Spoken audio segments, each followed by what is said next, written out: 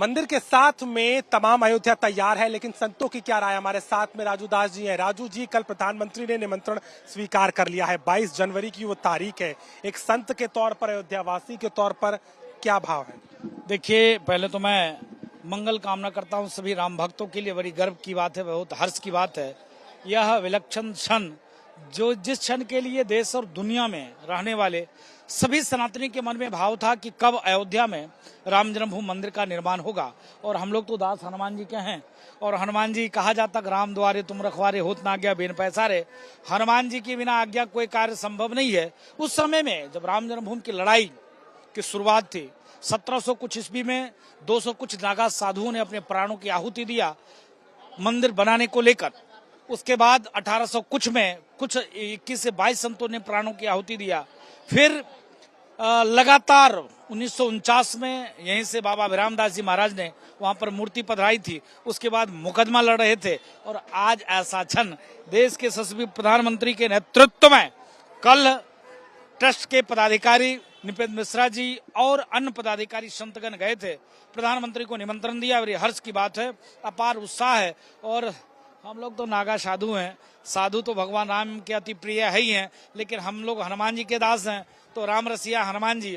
और हम लोग से ज्यादा उत्साह किसको हो सकता है? तो बहुत उत्साह है संतों में, उत्साह सनातनियों में है। बड़ी गर्व की बात है, इतने संघर्ष के बाद, इतने त्याग तपस्या और समर्पण के बाद ऐसा क्षण, ऐसा अवसर मिला है। साथ में नगरी को भी बहुत कुछ मिला है। उद्योग बढ़ रहा है, इकोनॉमी बढ़ रही है, दुकानें बढ़ रही हैं, व्यापार लोग बढ़ा रहे हैं, होटल सोल्ड आउट हो गए हैं। आपको क्या लगता है, क्या पूरा देश, पूरी दुनिया जनवरी में अयोध्या को देख रही होगी? नहीं, ये तो उन लोगों की आंख खोलने की बात है जो लोग कहते थे राम जन्मभूमि से क्या लेना देना, राम जन्मभूमि से मेरा क्या लाभ है। अरे राम, आप देखिए इस जगह पे खड़े हनुमानगढ़ी, कितनी भीड़ है।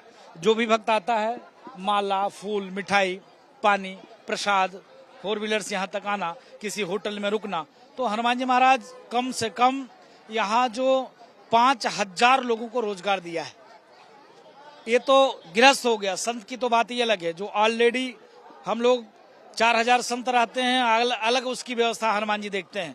तो मंदिर से कोई कह देना कि मंदिर से क्या लेना देना, मंदिर से क्या लाभ, उन लोगों के मुंह पे करारा तमाचा है। जो लोग कहते थे कि राम काल्पनिक, उन लोगों के मुंह पे कुठाराघात है। जो राम जन्मभूमि का विरोध करते थे, उन लोग के ऊपर कुठाराघात है। जो लोग कहते थे कि क्या मतलब है वहां राम जन्मभूमि के लेकर, लेकिन नहीं, बदल गई है। लेकिन मैं इसलिए इसी करीब में आ रहा हूँ। लगातार प्रयास सरकार की, सरकारी मिशनरी की, जो देश के यशस्वी प्रधानमंत्री जी की इच्छा थी अयोध्या की चौमुखी विकास हो। लेकिन जब से उत्तर प्रदेश के यशस्वी मुख्यमंत्री योगी आदित्यनाथ जी महाराज बने, तब से लगातार प्रयास, उस प्रयास का रूप देखिए, यहाँ से वहां तक, रोड से लेकर सड़क से नाली के बाद से अब तक अयोध्या पूरी बदल गई।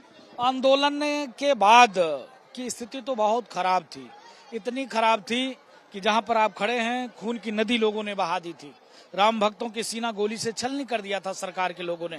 लेकिन जब से सनातन की सरकार बनी, हिंदुत्व की सरकार बनी, रामराज की सरकार बनी, तब से प्रयास करके योगी जी ने जो प्रयास किया, वो प्रयास में 4 चांद लगा है। चाहे वो एयरपोर्ट से लेकर, श्री राम एयरपोर्ट से, मेडिकल कॉलेज से, अयोध्या रेलवे स्टेशन से, अयोध्या रामपथ, भक्ति पथ, इसके बाद नया घाट से लेकर सारे चौमुखी विकास, 5 कोसी, 14 कोसी, 84 कोसी प्रयास सरकार की, जिस प्रयास के सफल है कि आप देखिए जिधर भी देखेंगे लगेगा काम ही काम।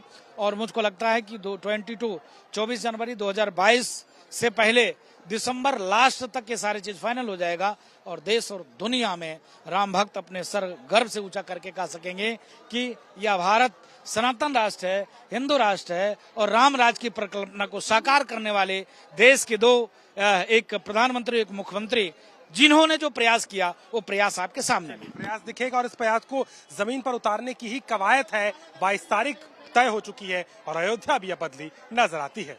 अभिषेक मिश्रा, आज तक।